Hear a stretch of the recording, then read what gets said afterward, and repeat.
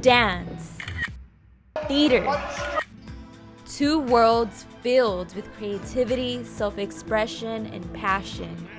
They both only have one desire in mind: to embrace their individuality and reveal themselves through their craft. But being able to make the moment come to life requires seats filled with a live audience. And as the red curtain comes down after the final bow, a new performer takes center stage. COVID-19 has ravaged the American art scene as so many live events, from theater performances to musical festivals, have been canceled during these long months. The coronavirus pandemic has left the performing arts industry empty, with 50% of the jobs in this industry lost. Cities like Los Angeles and Chicago taking the biggest hit.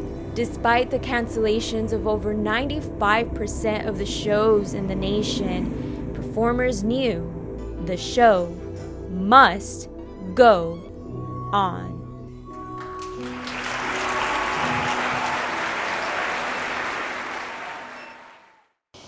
In the city of Woodland Hills, a new way of storytelling is underway. Welcome to Tom Dugan's Backyard Playhouse. Tom Dugan is an award-winning play director and producer with productions worldwide, most commonly known for his one-man shows. With the COVID-19 pandemic closing down in-person shows, Tom's Backyard is now his main stage. Props stacked on the side, ready for a theater production. So Tom, what compelled you to make a backyard production? I'm a live theater kind of person. You could videotape it and then put it somewhere, but live theater loses an awful lot when it goes on camera. So I have this wonderful space here in my backyard, so I thought, gee, if I only invite 15 people, maybe people will come. I didn't know. And that's exactly what Tom did, turning his backyard from this to this within hours, taking the audience through a 75-minute one-woman show inside the life of Jackie Kennedy. To ensure the safety of the guests, masks are mandatory and hand sanitizer is given at the entrance along with temperature checks. The guest attendance is a maximum of 15 people who are seated in socially distant ponds. But as long as there's a way to present the show with the live audience, nothing else matters. It's much easier to keep your balance on a bicycle that's moving forward than one that's not moving at all. So I always have to keep moving as a human being, as an artist. And this is my way of moving forward. I mean, even if it was 5 people that I could safely put in this backyard, I'd probably still be doing it. Because as it turns out, when you strip it down, it really doesn't matter how many people are in the audience. It's just the experience itself. Tom was able to bring his idea to life with the help of 2 very important people who, despite the pandemic, knew they had to be a part of this journey. It's a way to give us our creative outlet.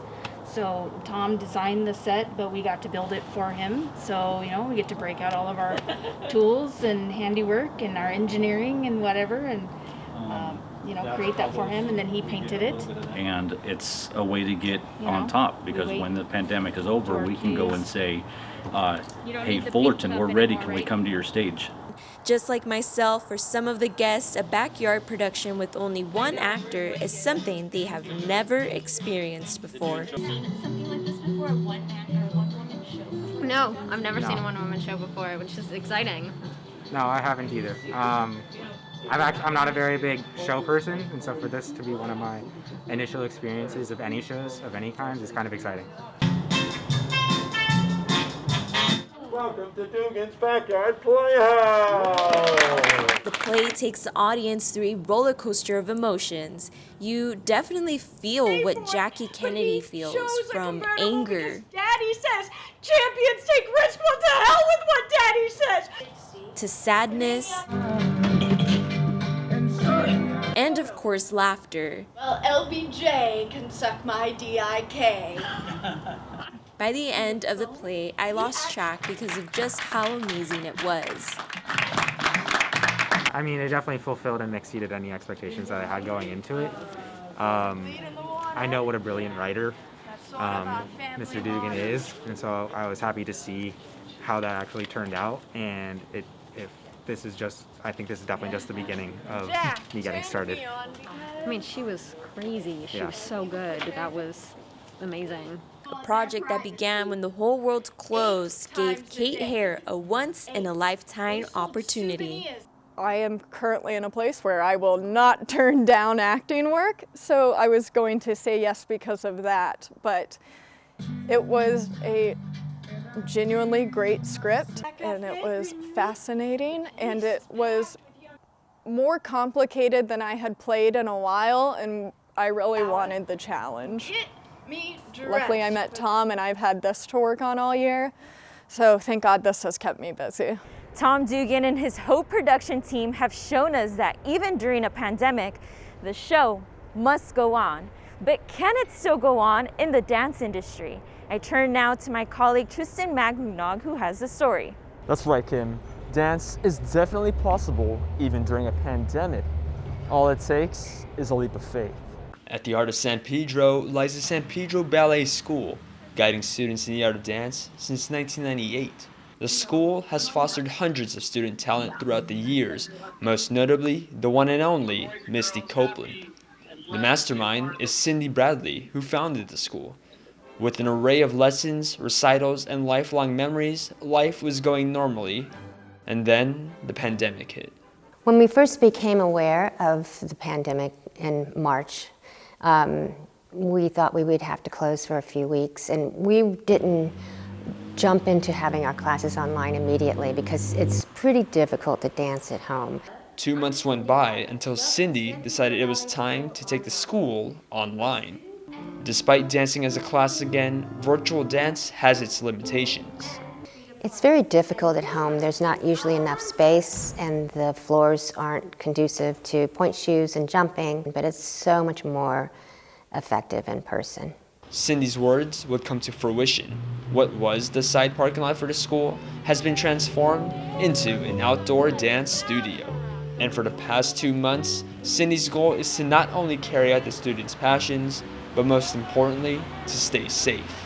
Everyone is socially distanced, masks worn all the time, which is another thing in the heat, dancing with those masks, but they have been suffering through it just to do it. I really got how much they needed it in their lives to go through all that they go through to be able to do it. Aside from the heat, other challenges to dancing outside include the busy intersection the school sits next to and the auto shop right across the street. But for Zen DeRusso, she doesn't find it challenging at all because her biggest distraction is non-existent: mirrors. I don't have the mirrors to compare myself to other people, and I feel that's a really huge problem I have. So being out here, I kind of like it because I am in tune with myself and I have to focus exactly on me. Rachel Oberg, who's an instructor for the school, is fortunate to teach again in person. The outdoor studio has been such a blessing because we've been able to actually dance, jump, turn, move across the floor and not be confined to, a 3-foot square in our homes, in our bedrooms and living rooms. Dancers simply need to dance. For them, it's a lifesaver. I feel like I've been brought back to life. I was starting to feel very down, as I'm sure a lot of people have during this time. Without dance, I'd be miserable. Dance is like what defines me, and it helps me express myself. Cindy reopened the school to serve the passion of the dancer's heart. Well, for dancers, it really becomes just like eating and sleeping and breathing. It becomes part of you, and you really must do it. Though the pandemic has affected the performing arts industry, the fight isn't over yet. It's possible to still be able to carry out your passion. All you have to do is be ready to take on the challenge. It's those ones who stick to it and figure it out and are in it for the long haul that keep their creative juices going, keep inspired, and keep inspiring. Those are the ones that are going to make it. And that doesn't mean you can't work with other creatives to work on your craft or to prepare something that will be ready when the world does open back up. So just keep going is what I tell them. I think it's very important to keep up what you love and just remember this isn't permanent. You never know what you're given, and you just have to stick it out and be adaptable and follow your passion. So stick it out and do follow your passion, because in the end, no matter what. The show must go on.